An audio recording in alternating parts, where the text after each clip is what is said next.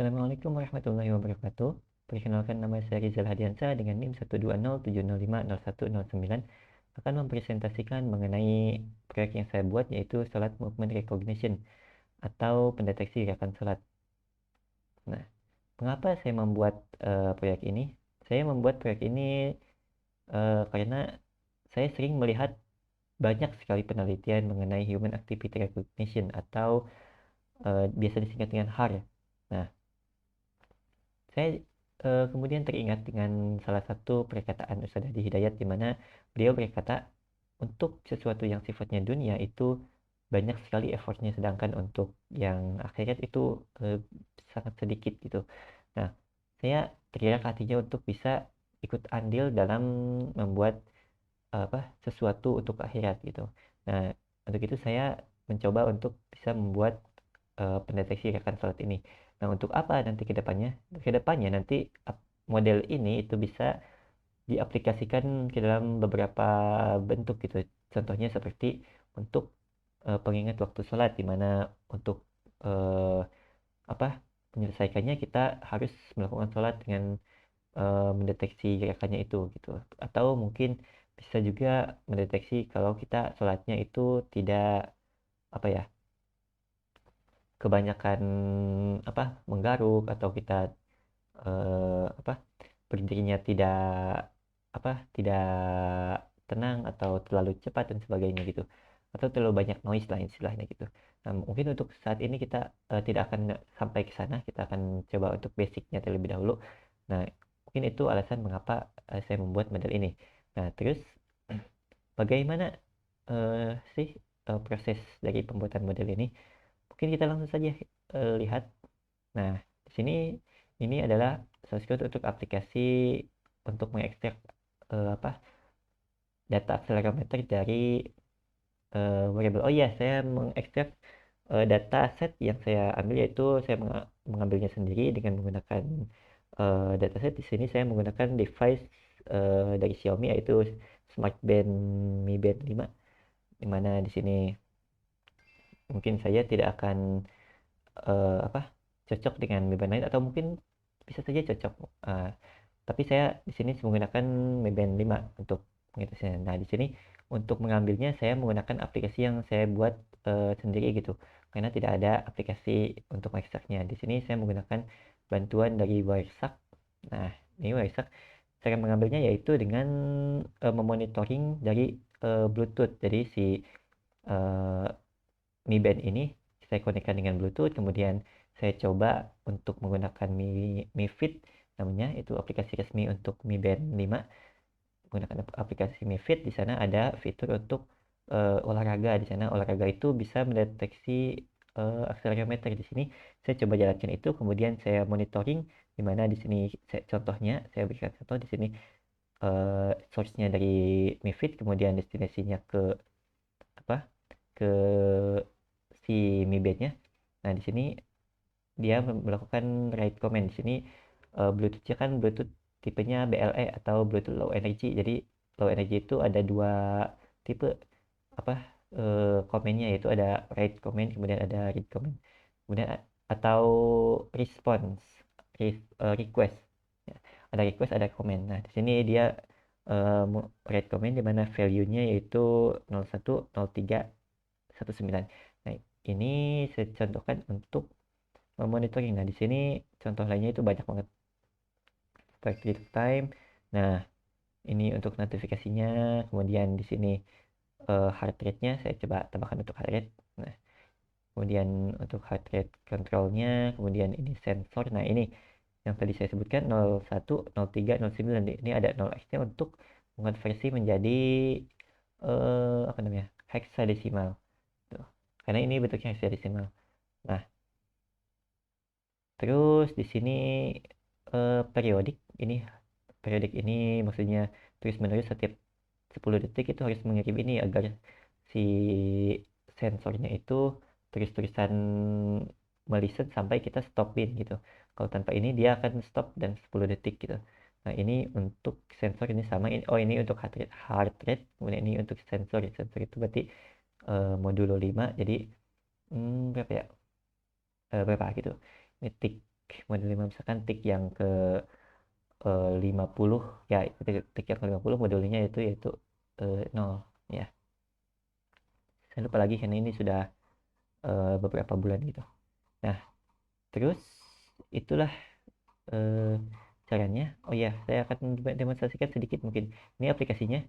Nah, kita coba untuk rekam. Kita coba untuk konekkan. Nah, connected. Nah, kemudian kita coba record. Kita coba left, right. Nah, kita coba record. Kemudian kita angkat tangannya. Kita berikan. Kemudian kita putar. Kita bisa shake. Nah, oke. Dia berjalan dengan semestinya gitu. Kita bisa kembali. Sudah di shape. Nah, ini hasilnya. Jadi seperti ini. Dia bakal banyak banget. Tuh. Nah, kita bisa melihat-lihat atau ini adalah versi dari tablet atau desktop juga bisa. Nah, di sini juga ada fitur untuk melihat masalah gitu. Misalkan di sini saya ada masalah, dari sini saya eh, ada hilang label gitu. Dan di sini bisa dideteksi ada hilang label. Dan dari sini ke dari takbiratul ihram kemudian ke transisi rekap ke ruku, di sini ada hilang gitu. Di sini kita bisa lihat kesalahannya. Untuk menambahkannya bisa kita tambahkan. Sini ada 8 ya, 8 label. Kemudian di sini ada label lebih rincinya. Nah, ini seperti itu. Nah,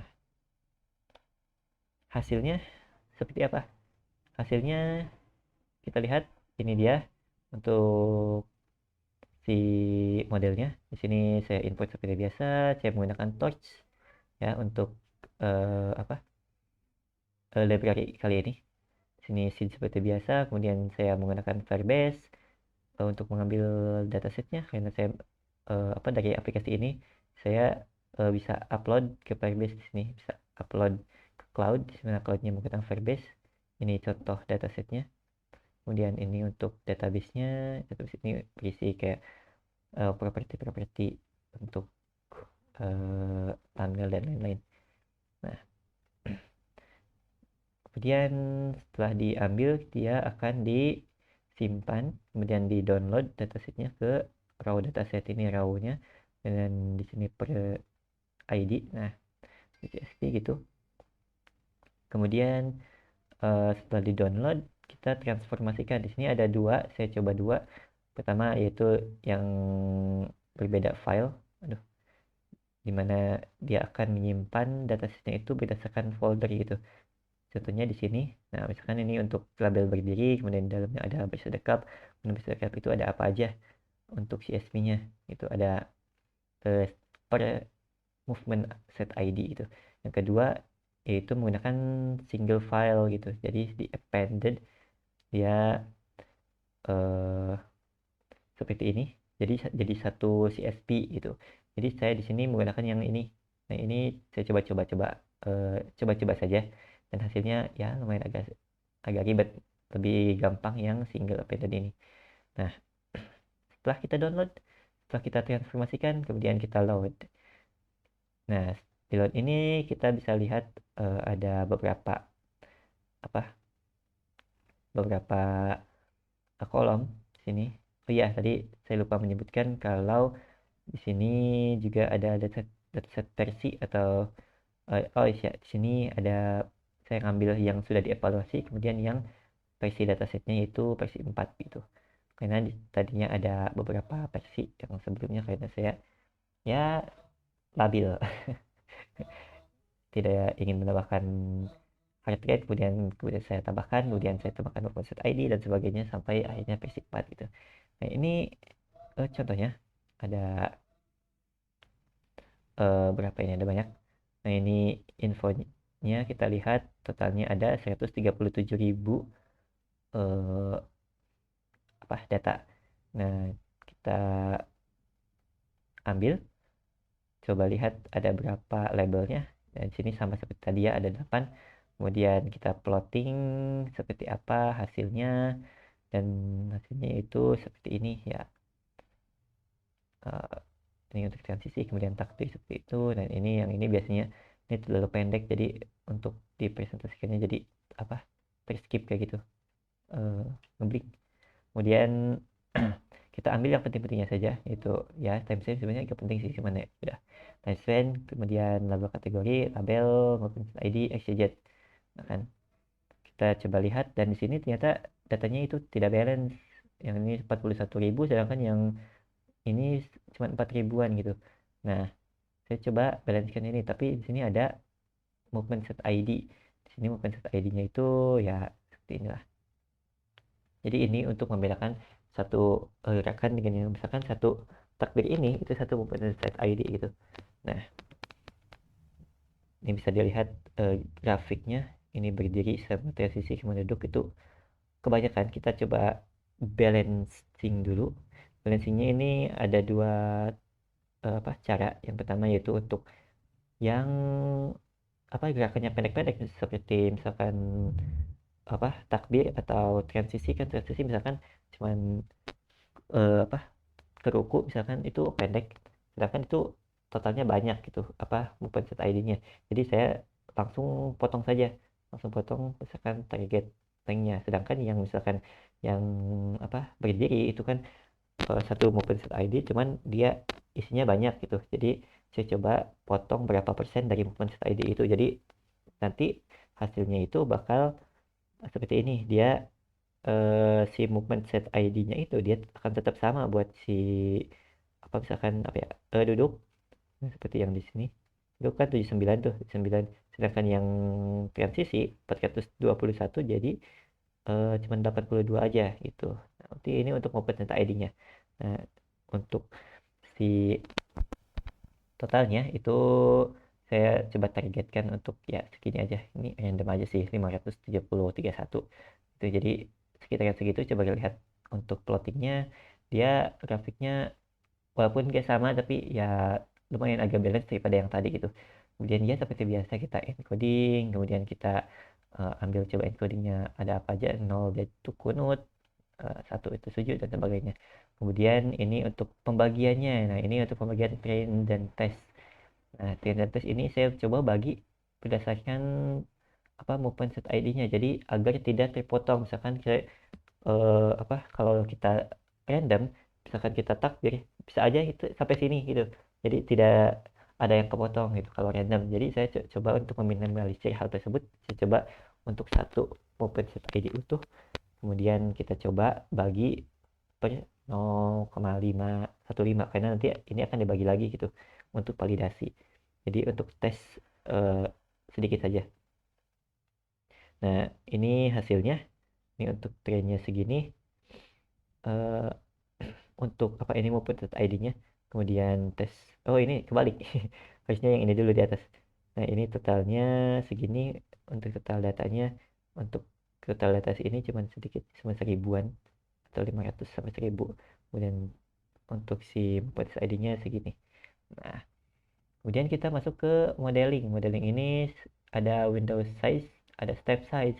Di sini untuk membuat segmen gitu. Nah, si window size ini misalkan 40, kemudian step size-nya 20. Jika kita mulai dari 0, berarti window size-nya itu 0 sampai 40. Sedangkan kita misalkan step yang pertama itu 20. Jadi berpindah 20, jadi dari 20 sampai 60 gitu.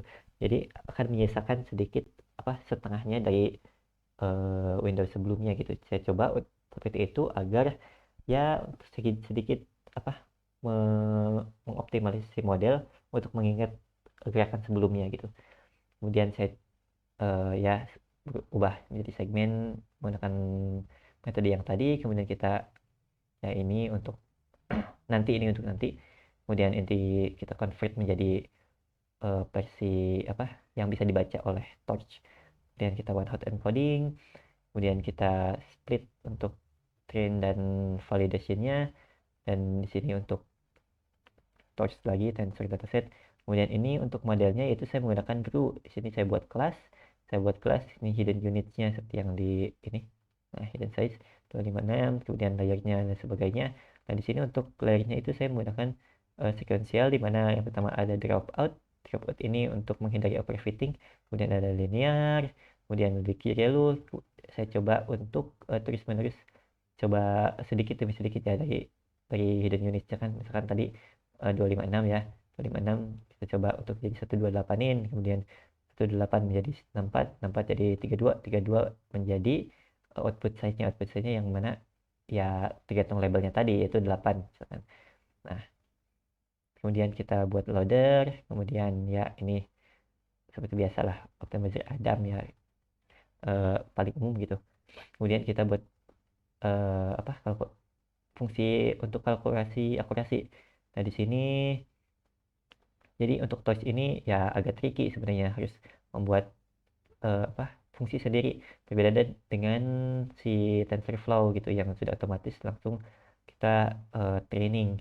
Dan di sini kita jadi ya harus apa, looping looping dari per epochnya kita, saya menggunakan epoch 40 jadi ini akan looping 40 kali, kemudian ini dari training loadingnya tadi kita terus sampai semuanya itu si trainingnya itu semua apa, di training gitu. Kemudian di sini ya input, kemudian labelnya kita masukin ke modelnya tadi, device itu ya model. Kemudian kita ambil outputnya, kita hitung lossnya, kemudian ya ini kita backpropagation optimizer, kemudian ya kita normalisasi untuk yang tadinya running lossnya, kemudian kita tambahin ke apa, array yang atas gitu. Kemudian kita evaluasi dan ya kita hitung dari sini, bisa hitung dari berapa file-nya, kemudian koreknya ada berapa, totalnya ada berapa. Nah, ini kita logging untuk bisa melihat berapa akurasinya per epochnya gitu. Nah, di sini saya coba simpan juga ya per epochnya. Jadi simpan ada checkpointnya gitu. Nah, jadi dia disimpan di sini modelnya tuh. Nah, di sini hasilnya ya kita langsung saja, hasil akhirnya 91% untuk training, kemudian validasinya 83%, lossnya 0,6, 0,3 untuk file lossnya.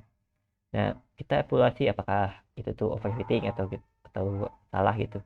Nah, di sini saya coba lihat ini untuk grafik yang tadi lumayan bagus.